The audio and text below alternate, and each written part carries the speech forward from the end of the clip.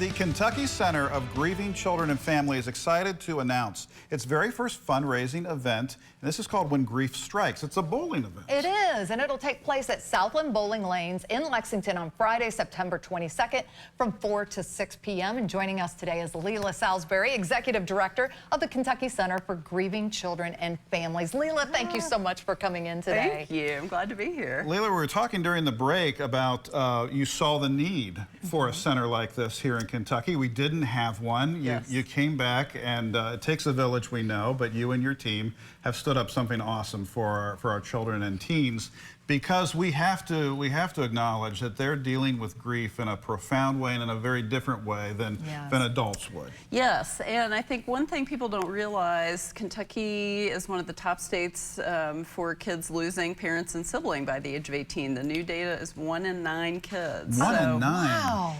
Oh my but goodness. it's a a big issue for these kids and teens, but something there's really not a lot of conversation about. So part of what we want to do is be that safe and supportive space. When you're at our programs, you are just like any other kid and teen who are there. Kids, especially in teens, tend to feel very different and isolated after a loss. So part of what we're there to do is connect them with other people who get it in a in a safe and happy environment. And they need it. They need that so much. And how does the programming work? Like, what does that look like for these kids that are coming in? Right, it's really a lot of peer support, and because we're dealing with kids and teens, we want to make it fun. It's very interactive, very hands-on. A lot of people are hesitant. They think, oh, they hear the word grief support group and think everyone's sitting around crying and think, oh, that's the last thing I want to do.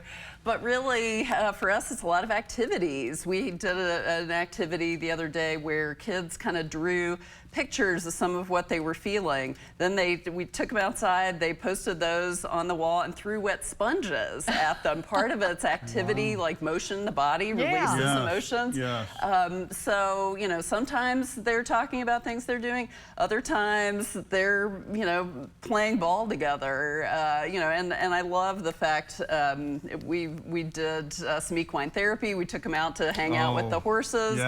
So there are a lot of different ways that we can feel better after a loss. So part of what we do is just expose them to all kinds of different things. What a great tie-in to our bluegrass, the intuitive healing power of the horse. Yes, that really was one of the things that helped my daughter after she was grieving. Her dad died when she was little, and then we suddenly lost my mom, and it was really the equine piece that helped her kind of move forward. So again, we'll do anything: equine, music therapy, art therapy. We want to let kids experience a lot of different things. Such a blessing that you got involved in this and did this and saw the need.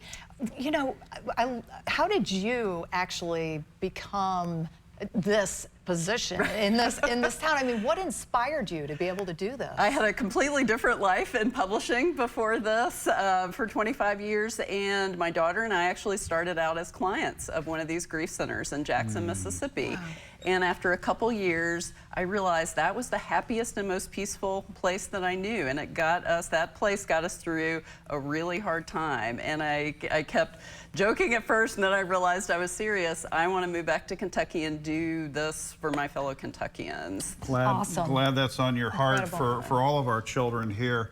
What's the best way for our viewers to get involved? I know you've got this event on Friday that would be a perfect way, because it does take a village to fund this and make this happen. It sure does, especially, a newer nonprofit. That was a challenge I had not anticipated, but again, I am so passionate, and the folks and volunteers we have working with us are so incredible.